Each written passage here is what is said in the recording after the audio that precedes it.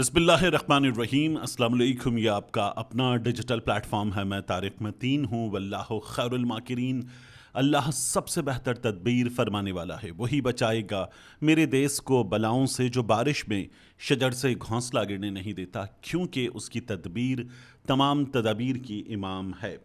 بہت اہم معاملہ ہے جو مینا خان آفریدی کے ساتھ، خیبر پختونخوا کے ایک سینئر وزیر کے ساتھ ہوا، اس کی اس ویڈیو میں بات کریں گے۔ Supreme court of Azad Kashmir نے جوائنٹ ایکشن کمیٹی کو ایک دھچکا دیا ہے، جس کا ڈر تھا وہی ہوا ہے، اس کی بھی بات کریں گے۔ گلگت بلتستان الیکشن پر اہم ترین اپڈیٹس، اور ساتھ ہی ندیم، مبارک، نانی والا، ان کے ساتھ کیا ہوا ہے اس کی بھی بات کریں گے۔ سب سے پہلے وزیر خیبر پختونخوا کے مینا خان آفریدی، ان کے ساتھ کیا ہوا ہے اس کی بات کر لیتے ہیں۔ آپ یہ ویڈیو دیکھ رہے ہیں مینا خان آفریدی کی، ایئرپورٹ پہنچ گئے تھے، لیکن اس کے بعد مینا خان آفریدی کو روک دیا گیا کہ آپ یہ سفر نہیں کر سکتے۔ بیرون ملک جا رہے تھے، ایم او یو سائن ہوتے، خیبر پختونخوا میں تعلیم کے معاملے پر پیش رفت ہوتی اور اپنا کام کرتے، لیکن وزیر صاحب کو روک دیا گیا ہے۔ یہ شکوہ کیا جا رہا ہے مینا خان آفریدی کی جانب سے کہ زیادتی کی گئی ہے، ہائی کورٹ کا فیصلہ تھا، اس کے باوجود یہ کیا گیا ہے، ان کا نام لسٹ پر ہے، ان کو جانے سے روک دیا گیا ہے۔ لیکن آپ ایک چیز دیکھیے، ایک جانب ایک وزیر اعلیٰ ہیں کہ جو جہاز نیا خریدنے کے بعد اس جہاز میں ضروری غیر ضروری تمام لوگوں کو بٹھا کر باکو پہنچ جائیں اور وہاں بیوروکریسی کھڑے ہو کر تالیاں بجا رہی ہو۔ ایک جانب ہمارے سامنے اس طرح کے مناظر ہیں، ایک جانب ہمارے سامنے اس طرح کے مناظر ہیں کہ پورا وفد لیں آپ، ایک ملک دوسرا ملک تیسرا ملک گھومیں، اور پھر اس کے بعد جہاز پر الزامات یہ بھی لگیں، گو کہ اب ان کی تصدیق نہیں ہوئی، کہ جہاز میں ایسے لوگ کہ جو آتھرائز نہیں ہیں وہ بھی سفر کر رہے ہیں، اور دوسری جانب ایک وزیر جو ہے وہ بیرون ملک جا رہا ہو، سرکاری کام کے سلسلے میں جا رہا ہو، عدالت کی اجازت کے بعد جا رہا ہو، اس کو روک دیا جائے۔ یہ شکوہ پاکستان تحریک انصاف کا ہے۔ تو مجھے ہنسی آ رہی ہے، ہنسی اس لیے آ رہی ہے کہ بندہ پوچھے مینا خان آفریدی صاحب سے کہ آپ بیرون ملک جا رہے تھے، بیرون ملک آپ ایم او یو سائن کرنے بیرون ملک جا رہے تھے، یہاں اڈیالہ کے باہر آپ کا وکیل کھڑا ہوتا ہے، اڈیالہ پہنچ جاتا ہے، کاغذات اندر پہنچ جاتے ہیں، ٹی سی ایس کی رسید موجود ہوتی ہے، سائن نہیں ہوتے، آپ ایم او یو سائن کرنے باہر جا رہے ہیں۔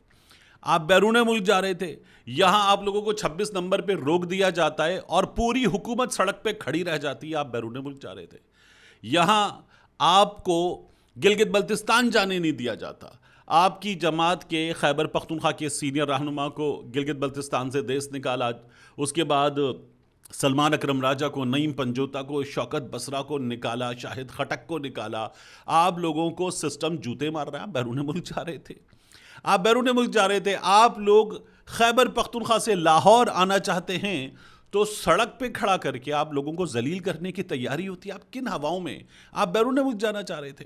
آپ کراچی آتے ہیں، آپ کو بانی پاکستان قائد اعظم محمد علی جناح کے مزار کے بالکل ساتھ جناح گراؤنڈ میں جلسہ کرنے کی اجازت دینے کے بعد وہاں سے پولیس بھیج کر نکال دیا جاتا ہے، جلسہ نہیں کرنے دیا جاتا۔ آپ بیرون ملک جا رہے تھے، مطلب آپ کیا سوچ رہے تھے کہ آپ کو جانے دیا جائے گا؟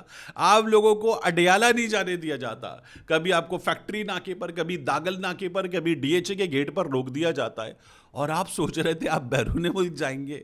مطلب بندہ پوچھے یار مینا خان آفریدی صاحب آپ ٹھیک ہیں؟ آپ کے ساتھ ہوا کیا؟ یہ سسٹم آپ لوگوں کو ابھی تو غنیمت ہے کہ آپ اپنے پورے صوبے میں جہاں آپ کی حکومت ہے موو کر رہے ہیں۔ یہ حکومت آپ لوگوں کو اس وقت اٹھ کر ضروری کاموں کے لیے گھر میں ادھر ادھر جانے کی اجازت دے رہی ہے، یہ بھی غنیمت ہے۔ آپ بیرون ملک جانا چاہ رہے ہیں، کیسے مذاق کر رہے ہیں؟ تو ایسے مذاق نہ کیا کریں۔ بندہ سوچے یار آپ کا لیڈر جو ہے اس کو ہسپتال نہیں جانے دے رہے، آپ بیرون ملک جانا چاہ رہے ہیں، تو ایسے نہیں کرتے۔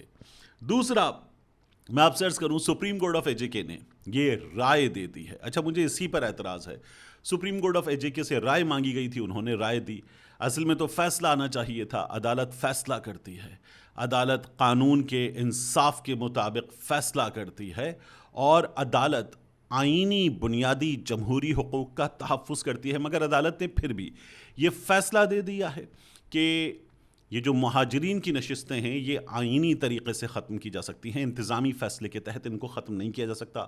بات بالکل ٹھیک ہے، لیکن انہی لوگوں کے ساتھ اسی حکومت نے جو عدالت سے رائے مانگنے پہنچی ہے اتفاق کیا تھا، ان کے چارٹر آف ڈیمانڈ پر اتفاق کیا تھا، تب اس حکومت کو, اس سسٹم کو یہ باتیں سمجھ میں نہیں آ رہی تھیں, گو کہ یہ طے شدہ تھا اس چارٹر آف ڈیمانڈ کے وقت جو اتفاق ہوا تھا کہ اس سلسلے میں قانونی پیش رفت کی جائے گی. لیکن اب تو سسٹم قانونی پیش رفت سے بھی انکاری ہو گیا. ان کے چارٹر آف ڈیمانڈ میں جو منظور شدہ مطالبات ہیں ان پر عمل درآمد نہیں ہو رہا.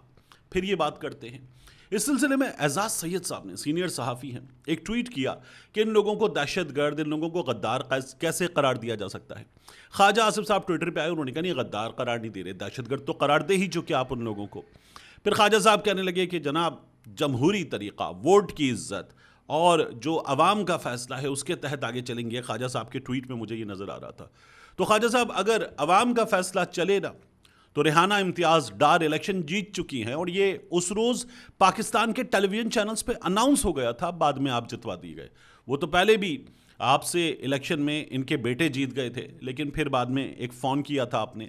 اور اب کی بار میاں نواز شریف کا حلقہ, مطلب صبح 4 بجے آپ لوگوں نے وہاں آفیسر بدلا, اس کے بعد نتیجہ لے لیا, اور پھر آپ لوگوں نے قانون بدلا, آپ لوگوں نے ٹرائبونلز کا معاملہ بدلا. جس جج نے اسلام آباد کے 3 حلقوں میں فارم 45 مانگے, آپ لوگوں نے وہ جج نکال دیا.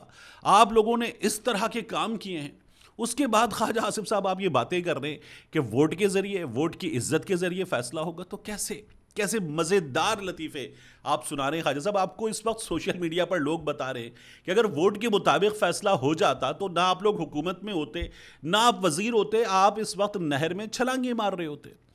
لیکن آپ کہہ رہے ہیں کہ ووٹ کی عزت, جمہوری طریقہ, بیلٹ کے ذریعے فیصلہ. تو خواجہ صاحب بیلٹ کے ذریعے تو لوگوں نے فیصلہ دیا تھا, وہ فیصلہ روند کے, لپیٹ کے بیلٹ پیپر اس ملک کے عوام کے منہ پہ سسٹم نے مار دیا کہ جاؤ کر لو جو کرنا ہے. وہ جو کامران ٹسوری نے کہا تھا پہلے بھی ووٹ ڈالا تھا, نکلا تو نہیں, تو وہی اس ملک کے عوام کے ساتھ ہوا ہے. اب آپ بیٹھ کر یہاں باتیں کر رہے ہیں. ان لوگوں کے ساتھ جو ہو رہی ہے, جس طرح سے اس وقت طاقت کا استعمال کیا جا رہا ہے, اب دیکھیے کہ کیا ہوتا ہے. خدا نہ خواستہ جو ہم کر رہے ہیں وہ کسی بھی طور پر اچھا نہیں ہے.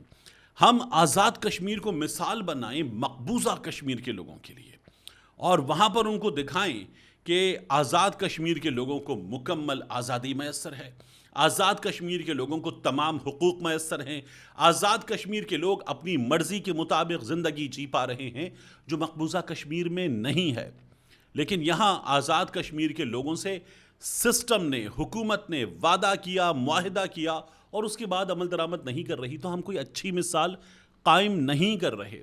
آزاد کشمیر آزاد ہے, مقبوضہ کشمیر میں مظالم ہو رہے ہیں, لیکن ہمیں ان لوگوں کے لیے اور اچھی مثال قائم کرنی ہے. یہ جو مثالیں ہم قائم کر رہے ہیں پورے پاکستان میں, لوگوں سے ان کے بنیادی آئینی جمہوری حقوق چھین کر, یہ تو کسی بھی صورت ایک اچھا کام نہیں ہے. جی بی الیکشن دعوے مسلسل ہو رہے ہیں. ایک جانب نون والے ہیں جو کہتے ہیں پیپلز پارٹی کا کیمپ خالی پڑا ہے, دوسری جانب پیپلز پارٹی والے ہیں جو اپنے مضبوط حلقے میں ویڈیو بنا کر دکھاتے ہیں اور کہتے ہیں نون لیگ کا کیمپ خالی پڑا ہے. اور اس تمام تر صورتحال میں ڈان اخبار نے یہ کارٹون چھاپا ہے کہ اس انتخابی مارکے میں رستے پر گاڑی چل رہی ہے پیپلز پارٹی کی, نون لیگ کی, اور پاکستان تحریک انصاف کی گاڑی کو گڑھا کھود کر گڑھے میں ڈال دیا گیا ہے, کیونکہ ان سے انتخابی نشان چھین لیا گیا. اب وہ آزاد حیثیت میں ہیں جہاں جہاں الیکشن لڑ رہے ہیں, اور کئی جگہوں پر وہ آگے ہیں, مضبوط ہیں, لیکن وہاں پر بھی یہ خیال ظاہر کیا جا رہا ہے وہاں کے مقامی صحافیوں کی جانب سے کہ ان کو جیتنے نہیں دیا جائے گا. اور پاکستان میں سسٹم کی جانب سے منادی کرنے والے صحافی, جیسے پرانے زمانے میں ہوتا تھا نا, ایک بندہ آتا تھا گھوڑے پہ, اونٹ پہ, خچر پہ بیٹھ کے, اور گدھے کی طرح خود اعلان کر کے چلا جاتا تھا کہ سنو سنو سنو یہ فیصلہ کر لیا گیا ہے. تو اس طرح کے لوگ منادی کر رہے ہیں کہ فیصلہ کیا ہے. بہرحال ہمارے ہاں ایسے فیصلے پہلے بھی ہوتے رہے ہیں, ابھی بھی ہوئے ہیں, اور ابھی امکان یہی ہے کہ آگے بھی ہمارے ہاں اس طرح کے فیصلے کیے جائیں گے. آخری چیز, ندیم مبارک نانی والا, ان کو لاہور میں گرفتار کیا گیا. یہ اپلائیڈ فار کی نمبر پلیٹ لگا کر ایک لگژری گاڑی چلا رہے تھے, پولیس نے روکا, انہوں نے گاڑی بھگا دی. پھر اس کے بعد انہوں نے ون وے کی خلاف ورزی کی, پولیس نے روکنے کی کوشش کی دوبارہ گاڑی کے ذریعے, تو انہوں نے گاڑی ایسے نکالی کہ پولیس کی گاڑی کو ہٹ ہوتے ہوتے بچی. وہ کہہ رہے ہیں حادثہ پیش آ سکتا تھا. یہ گھر پہنچ گئے, گھر پہنچنے کے بعد انہوں نے پولیس والوں کو دھمکیاں دیں کہ میں اس سے پہلے مختلف قانون نافذ کرنے والے اداروں کے اہلکاروں کے ساتھ کیا کر چکا ہوں, میں کتنی بڑی توپ چیز ہوں, یہ انہوں نے بتانے کی کوشش کی. انہیں گرفتار کر لیا گیا. رات انہوں نے گزاری حوالات میں، اور پہلے انہیں ایک کمرے میں بٹھا دیا گیا تھا جو پولیس کرتی ہے. پھر اس کے بعد جب رات ہوتی ہے پولیس والے منیمم اسٹاف چھوڑ کر گھروں کو جاتے ہیں تو ان کو کہا گیا کہ اب ان کو لاک اپ میں بند کر دیا جائے. بند کر دیا گیا. وہاں پر یہ جس بلیک پینٹ اور شرٹ میں تھے اسی میں رہے. انہوں نے دال چاول کھائے، اور لاک اپ والا جو ٹوائلٹ ہوتا ہے، بہت ہی گندا اور برا سا ٹوائلٹ ہوتا ہے، اس ٹوائلٹ کو بھی انہوں نے استعمال کیا. اس کے بعد انہیں آج دوپہر میں پیش کیا گیا ہے میجسٹریٹ کے روبرو، اور ان کا ریمانڈ مانگا جائے گا. ان کو ریمانڈ دیا جا سکتا ہے، جوڈیشل کیا جا سکتا ہے. ممکن ہے جب آپ یہ ویڈیو دیکھ رہے ہوں تب ان کی قسمت کا فیصلہ ہمارے سامنے آ چکا ہو. ملتے ہیں انشاءاللہ آپ سے اگلی ویڈیو میں.